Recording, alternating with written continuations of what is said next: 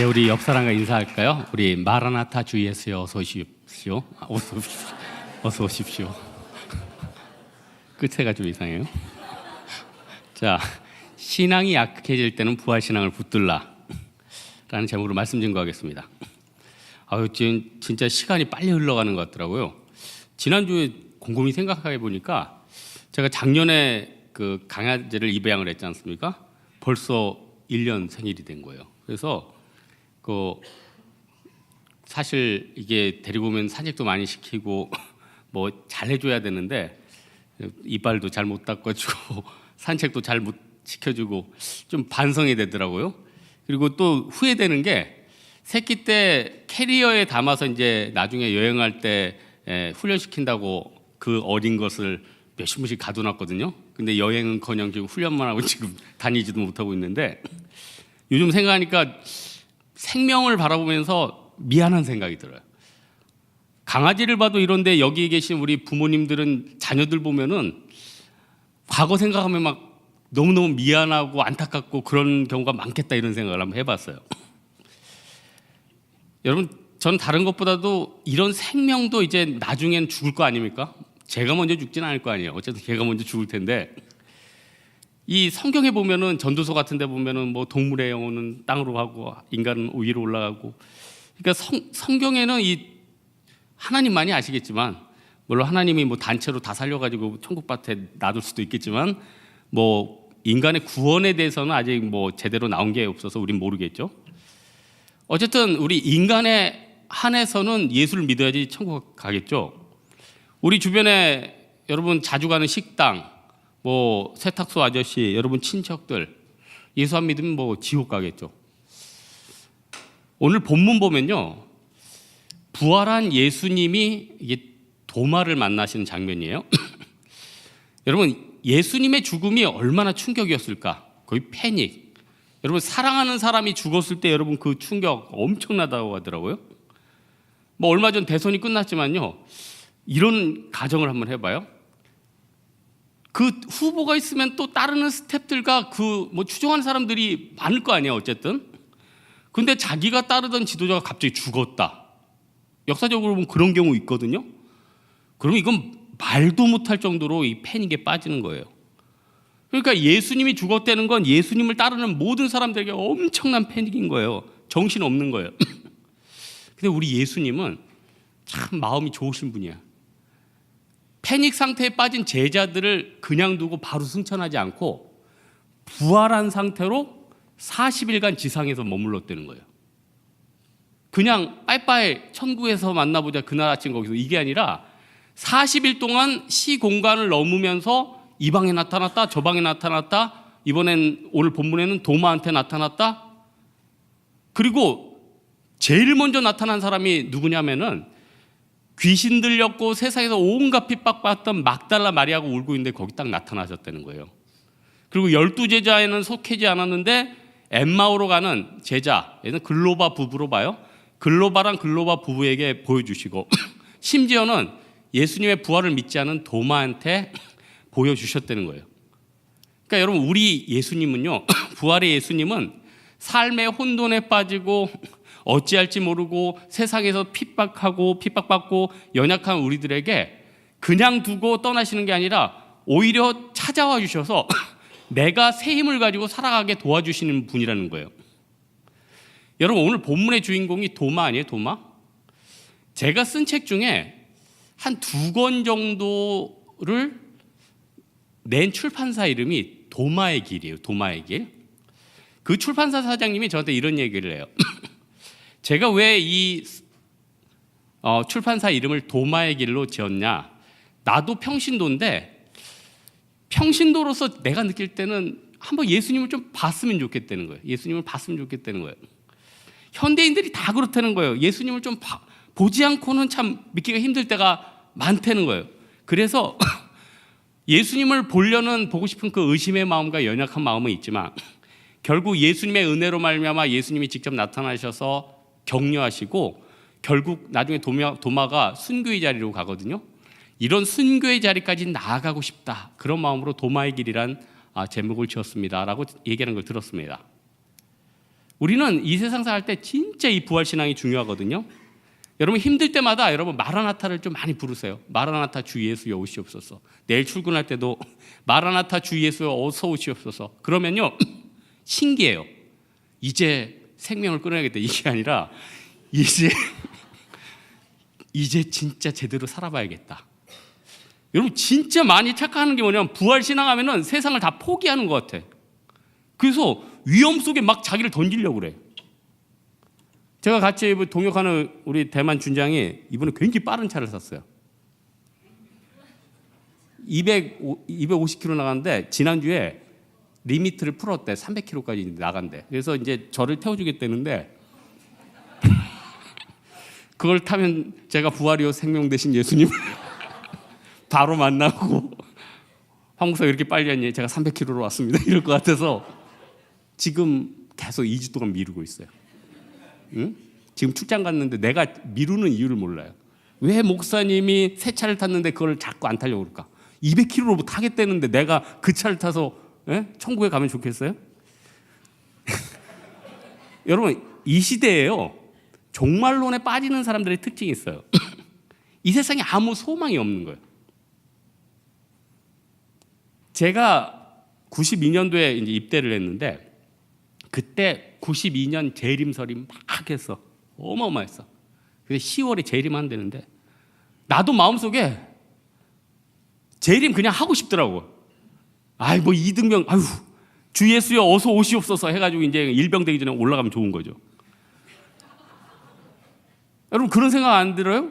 너무 힘들고 소망. 그러니까 시한부 종말론을 주장하는 사람들은 이 세상에서 아무 소망 없는 사람들에게 파고들어요. 그리고 그 사람들한테 이제 곧 예수님 온다. 네 인생 다 포기해라 그러면서 현실을 부정하게 만들어요. 이거 부활신앙 아니에요. 부활신앙은요. 내가 마치 영원히 살 것처럼 진짜 100세 200세 살 것처럼 이 현실에 뿌리 내리고 사는 게 바로 부활신앙이에요. 그래서 부활신앙이 너무나도 중요한데 이 부활신앙은요. 우리에게 두 가지 굉장히 오늘 본문을 통해서 중요한 것들을 줘요. 내가 부활신앙을 가지고 있느냐 없느냐의 중요한 특징 중에 하나는요. 내 부활신앙 가운데 기쁨이 있느냐 없느냐예요. 부활신앙이 잘못된 거는요. 맨날 그냥 세상은 저주스러워 보여요. 여기서 빨리 빠져나와야 돼요. 이게 부활신앙 제대로 된 거 아니에요. 부활신앙은 방금 내가 사도 바울처럼 그러는 거예요. 내가 이 자리를 떠나서 예수와 함께 있는 것이 좋으나 그러나 내가 사명 때문에 이 자리에 있고 이 순간을 열심히 살아가는 거. 그게 진짜 제대로 된 부활신앙이 되니까요. 누가복음 24장 51절에서 53절에 보니까 예수님께서 40일 동안 지상에서 만날 사람 다 만났어. 베드로 만나가지고 153마리 잡아가지고 같이 피쉬도 먹고 또 다른 엠마오 제자들도 만나고 또 500여 제자들 만나고 또 그리고 사도 바울도 만나가지고 담에색 도상에서 딱 만나는 거죠. 일 다 처리하고 다 힘 주신 다음에 24장에 축복하실 때 저희를 떠나 하늘로 올리우시니 저희가 그에게 경배하고 뭐라고 했냐면 큰 기쁨으로 예루살렘으로 달려갔대요. 예수님께서 부활신앙을 준 다음에는요 기쁨이 있어요. 그래서 여러분 우리 마음 가운데 기쁨이 없으면요 나 지금 신앙생활 제대로 하는 거 아니에요. 나의 삶이 어려워서 기쁨이 없다고요? 아니 감옥에 있는데도 기쁜데 사도 바울 감옥에 있는데도 기쁜데 여러분이 기쁘지 않을 게 뭐가 있어요? 아니 나는 군대에서 30명이서 자다가 그냥 5명이서만 자도 행복하겠더라고. 한 방에서 30명이서 자다가 5명만 자도 행복한데 옥탑방이면 뭐가 행복하지 않을 것이며 그냥 낮에 자유롭게 다닐 수 있는 것만 해도 굉장한 기쁨 아니에요? 부활신앙은요 우리에게 기쁨을 줘요. 사도 바울이 고린도전서에 뭐라고 했냐면 그리스도께서 만일 다시 살아나지 못하였다면 우리의 전파하는 것도 헛것이요 또 너희의 믿음도 헛것이며 믿음이 없고 부활신앙 없는 사람은요 세상을 볼 때 다 헛것이래요. 헛것. 제가 고등학교 때 저희 반 반장이 강남 전체를 통틀어서 1등 하던 애. 그 당시에는 특목고도 없어가지고 그냥 서울 경기 상문이 최고였어. 거기에서 전국에 머리 좋은 애들은 다 있었어요. 저 빼고. 근데 아니, 나는 공부랑 상관없는 사람이었으니까. 이 서울 경기 상문이 하여튼 특목고도 없고 외고도 누르고 하여튼 최고였어요. 그 중에서 전체 1등이니 머리가 얼마나 좋아요, 여러분. 거의 수제지, 수제. 점심시간에 한 말이 아직도 기억나. 20년 전 얘기인데. 너무 특이해서 기억을 해요. 20년 후면 너희들은 나를 만나기 힘들 것이다. 교만한 놈. 난 앞으로 정치를 할 거고, 자기 아버지가 좀 정치 쪽에 있었어요. 국회에 입성할 것이다. 그리고 이 사회에 영향력을 끼칠 것이다. 근데 그 다음 말이 너무 인상적이에요. 그리고 나서 나는 나이가 들으면 자살을 할 거다. 늙어서 무슨 소망이 있냐? 늙으면 죽어야 된다. 난 그 말이 너무 충격이었어요. 나는 신앙을 가진 고등학생 입장에서 아니 늙어서 열심히 신앙생활하고 나중에 나이 들면 주님 바라보면서 선교도 하다가 천국에 가면 좋다고 행복하고 생각했는데, 예수를 모르는 사람들에게 있어서 세상에서 성공과 승리 이후에는요 아무 소망이 없다는 거예요. 깜짝 놀랐어요. 그런 아이를 몇 년 전 신문에서 봤어요. 정치는 안 하고 있었는데 그 아버지가 돌아가셨어요. 아버지가. 근데 그 아버지 역시 죽음의 문을 통과할 수가 없었죠. 여러분, 고린도 15장에 보면은 부활에 대해서 제일 잘 나오는 게 고린도 15장이거든요. 15장 40절에 보니까 우리가 세상에서 어떻게 살든지 하늘에 속한 형체가 있고 땅에 속한 형체가 있고, 땅의 영광이 있고 하늘의 영광이 있고 별의 영광이 있는데 별과 별의 영광이 다르대. 여러분이 지금 이 땅에서 지금 보내는 이 시간들, 내가 선교하는 것들, 전도하는 것들, 주변 사람들 세워주는 것들, 그때야말로 진짜 등급이 나눠요. 그때말로. 물론 이런 세상적인 그런 등급은 아니겠죠. 영원한 면류관의 등급. 그런 게 부럽지 않습니까? 근데 세상 사람들은 눈에 보이는 게 그렇게 뭐 어떨 수 없죠. 우리가 지금 세상에 살고 있는데. 그래서 전 욥기 봤을 때 이런 생각을 했어요. 욥기 42장 15절에 보면은 하나님이 굳이 욥의 딸을 다시 줬는데, 뭐 여미마 그시야 게레나북을 줬잖아. 근데 굳이 거기다가 15절에 전국 중에 욥의 딸들처럼 아리따운 여자가 없었더라. 아니 왜 성경에서 육체는 아무것도 아니라면서 또 굳이 거기에 전국의 미인이라는 말을 써놨을까? 그건 그거죠. 세상에서 살 때는요, 이게 은사 개념인 거예요. 여러분, 외모도 은사예요. 저도 정우성처럼 크고 뭐 나타나면 여러분 다 쓰러지고 이러면 좋겠죠. 그리고 뭐 안에 드셨는데 막 여기서 현금이 떨어지고 이러면 좋겠죠. 이런 건 영원하지는 않지만 은사라는 거예요. 세상에서 믿는 사람들에게 주신 그때에 활용할 수 있는 도구라는 거예요. 이거 말고 다른 거 있는 것도 많고. 근데 눈에 보이는 세상 사람들은 그게 최고라는 거예요.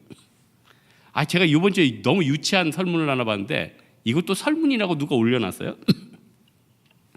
인터넷 설문이라고 뭐 이렇게 위에 클릭하면 그거에 투표, 밑에 클릭하면 그게 투표하면서 자기가 찍으면 이렇게 쭉 나오는 거 뭔지 아시죠? 다시 세상에 태어난다면 삼성의 이혜재용 부회장으로 태어날래, 아니면 영화배우 정우성으로 태어날래? 이게 투표를. 그러니까 사람들이 초반에 당연히 정우성이지 하면서 막 투표를 하다가 리플이 그래요. 정우성은 사실 돈도 많아 하면서 애들이 막 투표를 해요. 그러다가 갑자기 누가 이렇게 언급을 하는 거야. 야, 이재용 부회장도 키도 크고 귀공자 스타일 아니야? 맞아 우리 착하겠다 하면서 그쪽에 또 표를 막 보내는 거예요. 결국 세상 사람들은요, 눈에 보이는 거. 그래서 이게 참 교회 안에서도 문제인데, 이 형제들은 어떻게 자매들 외모 이거 뭐 무시를 못 하겠나 봐. 자매들은 또 형제의 능력을 무시를 못 하겠나 봐. 무시하고 싶어도 못 하겠나 봐. 여러분, 하지만 유명했던 영화배우도 죽었고, 록펠라나 로스차일드 같은 금융가도 죽었고, 영원한 건 없다는 겁니다. 그렇다면은 부활 신앙을 가지면 어떻게 돼요? 지금 열심히 뿌려놔야지. 오늘 저녁에 북한에서 이제 고위층으로 있었던 우리 강명도 교수님 내려오시는데, 오늘 말씀 전하시는데, 전 사실 총신대학원 다닐 때 제가 북한 선교회를 하나 만들어서 했어요. 저기 렘넌트라고 이름도 제가 지어서 이사야서에 나와 있는 남은 자들이 뭐 세상을 바꾼다. 그래서 북한 선교 그때 총신당원에서 좀 하고 뭐 나중에 이제 기회가 된다면 돈을 조금씩 모아서 북한에 이제 꽃제비들 내려오면은 지금 북한 애들 장애가 어마어마하대요. 지금 키도 안 크고 눈도 안 보이고 영양실조고 이거 걔네들 돌봐야 될 게 어마어마한 거예요. 그러면은 진짜 걔네들을 진짜 돌봐야겠다 이런 사명감이 조금 있긴 있어요. 근데 여러분 잘 생각해 보세요. 내가 가령 지상에서 좋은 거 살 거 조금 그걸 천국에 투자해 놓으면은 하나님이 얼마나 거기다 상급에 진짜 이건 영적 복리의 복리, 영원한 복리 최고. 사도 바울이 15장 고린도전서 15장의 부활을 얘기하면서 이런 얘기를 해요. 내가 모든 사도보다 더 많이 수고하였으나 내가 아니요 오직 나와 함께 하신 하나님의 의뢰로다. 도대체 얼마나 열심히 뛰었으면 이런 말을 자신 있게 할 수 있을까요? 우리도 이거 부러워해야 된다는 거예요. 그래서 여러분 부활신앙 가졌을 때 어떤 마음을 품어야 되냐면 하나님 나에게 좀 기쁨을 주십시오. 기쁨을 주십시오. 그리고 무엇보다도 가치를 알아야 돼. 가치를. 이 부활신앙이 얼마나 가치. 그래서 부활신앙을 예수님께서는 천국 비하면서 마태복음 13장에 얘기하는 거 아니에요? 그래서 우리 교회 같은 교회 보면은 어떤 분들 머리가 튀인 분들은 몇 년 전부터 비트코인에 대해서 투자한대. 나는 여러분에게 좀 물읍시다. 도대체 비트코인이 뭐예요? 예? 도대체 비트코인이 뭐냐고. 별풍선이에요? 비트코인. 나는 개념도 없는 걸 몇 년 전부터 우리 교회에서는 투자하는 분들이 있더라고. 근데 이번 주 제가 경제지부에서 보니까 깜짝 놀랐네. 등장한 지 10년 됐는데 유럽이나 일본에서는 공식 화폐로 인정되고 지금 금값보다 비싸졌으며 점점 이게 강력해진대. 야, 그 가치를 알았으니까 몇 년 전부터 그분들은 비트코인인지 무슨 빨래방인지 그걸 투자하고 있었던 거 아니에요. 우리도 코인으로 빨래만 할 게 아니라 영적인 가치를 가지고 내 물질과 내 시간을 하나님 앞에 던져야 될 거 아니에요. 그래서 또 하나 기억해야 할 게 뭐냐면은 부활신앙은 기쁨을 주는데 너무 세상적인 것에 내 에너지와 모든 걸 쏟지 말라. 마치 곧 끝날 것처럼. 그래서 저는 욜로 문화 그렇게 좋아하지 않아요. 왜냐? 욜로 문화는 게 뭐예요? 내가 소중하니까 네 인생은 한 번뿐이다. 그래서 지금 비싼 거 사고 내 시간을 쪼개가지고 그 일을 하고 이런 거 아니에요. 근데 여러분 생각해 보세요. 미래가 점점 불안한데 지금 재밌게 어디 가면은 그 뭐가 좋아요? 에? 미래는 나에게 모든 걸 책임지게 만드는데 지금 내가 아주 비싼 걸 사고 내가 지금 여행을 떠나고 내가 지금 모든 것을 거기에 투자하면은 뭐가 남겠냐는 거예요. 우리 다른 것보다도 부활신앙은 기쁨을 준다. 이 기쁨 때문에 우리 교회를 섬기게 하고 내 신앙을 유지하게 하고 하나님께서 아무것도 없는 가운데 나에게 소망을 준다. 이거 깨닫기 바랍니다. 그럼 한 가지만 더 살펴볼 것은 부활신앙에 또 하나 힘이 있는데 내가 도저히 변화시킬 수 없는 것을 변화시킨다는 거예요. 이 중에요. 어떤 사람은 막 어떤 형이 이거 강대상에서 말을 해도 되나? 안 할래. 하여튼 막 무슨 욕구가 막 불타오르는데 막 미치겠대. 전 이해도 못하게 늙어가지고 그 사람 막 불타가지고 매일매일 미치겠대요. 미치겠다는 거예요. 예? 어떤 자매는 뭐 너무 사고 싶대, 너무 사고 싶대, 너무 그거 뭐 하여튼 모든 주문을 해놔야 돼. 그래서 그 주의 소망은 택배가 도착하는 거예요. 얼마나 갈급하면 이런 게 그 몇 명만 있을까요? 나도 성경보다 더 좋아하는 거, 막 저도 정보 같은 거 좋아하거든. 제가 자랑하는 게 아니라 이제는 하나님이 뭐 그런 거 있죠. 뭐 무슨 어느 날 저한테 번개 치듯이 머리 뭐가 쳤어. 근데 그때부터 갑자기 제가 굉장히 총명해졌어. 제가 갑자기 알파고가 됐어. 그래서 제가 지금 책이 한 집에 한 4,000권, 5,000권 있는데 그 외에도 많이 버렸지. 공항할 수 없는데. 근데 이게 막 엮어지면서 막 연결이 되는 거예요. 그래서 책 같은 거 한 권이면은 30분이면은 핵심뿐만 아니라 그 암기나 이런 게 그냥 되는 거예요. 그러니까 성경보다 정보나 책 볼 때가 훨씬 재밌는 거예요. 이게 저의 유혹이에요. 그런 거 보고 독서하다 보면은 성경은 저리가 있어요. 성경은 막판에 어떻게 되죠? 나머지 정보 취득하고 설교 준비를 위해서 어쩔 수 없이 되는 거예요. 이게 유혹이에요. 유혹. 여러분, 우리 하나님 앞에서요, 십자가는 우리에게 예수님 앞에서 정말 십자가 안에서 내 모든 것들을 내려놓기를 원하십니다. 그러면은 그토록 아까 말한 그 형제가 좋아했던 영화들이 별로 보고 싶지가 않고, 또 그 자매들이 그렇게 애용하던 그 전자상 거래를 중단하게 되고, 또 그렇게 몇 초마다 막 담배 못 끊는 형제가 니코틴이 자기를 부르는데, 이건 몇 초마다 자기를 부르는데 이거 미치겠더래. 근데 그게 놀랍게 끊어지는 역사가 있다는 거예요. 이게 부활신앙이에요. 그래서요, 내 의지로 하려고 하지 마십시오. 내가 우리 자매님들한테 진짜 좋은 정보 하나 알려드릴게요. 다이어트 진짜 쉬운 방법이 있어요. 성령께 입맛을 끊어달라고 그러면요, 진짜 입맛이 끊어진대. 응? 내가 어떤 목사님, 내가 이름은 얘기하는데 어디 음식점 가서 너무너무 맛있대. 한번 가보고, 내가 가보니까 별로 맛도 없어. 또 어딜 갔는데 너무너무 맛있대. 나중에 깨달아서 그분은 입맛이 좋은 거야. 입맛이 좋으니까 어디들 가든 그게 다 꿀맛이지. 웃지 말아요. 여러분이 지금 그런 상태야. 도대체 밥맛이 없었던 적이 몇 년 전이에요 지금. 에? 지금도 빨리 설교가 끝나야지 저녁을 먹으러 가야 된다 이 생각으로 꽉 차 있을 거 아니에요. 사도 바울이 지혜가 있었던 건 다메섹 도상에서 예수님 만난 다음에 자신의 변화를 위해서요, 예수님 제자들을 찾아갔다는 거예요. 어느 집단에 있느냐가 굉장히 중요해요. 멘탈이 건강한 집단에 있어야지 자기도 건강해요. 베드로, 야고, 요한이 그래도 12제자 중에 제일 많이 쓰임 받았던 이유가 뭔지 알아요? 얘네는 꼭 예수님과 동행을 했잖아요. 변화산에도 같이 가, 뭐 겟세마네 동산에도 바로 옆에 있어. 그러니까 제일 많은 영광을 본 거 아니에요. 근데 도마는 어떻게 됐어요? 도마는 예수님 너무 열심히 안 따라다녔나 봐. 11제자 다 볼 동안 그동안 뭐 하고 있었어?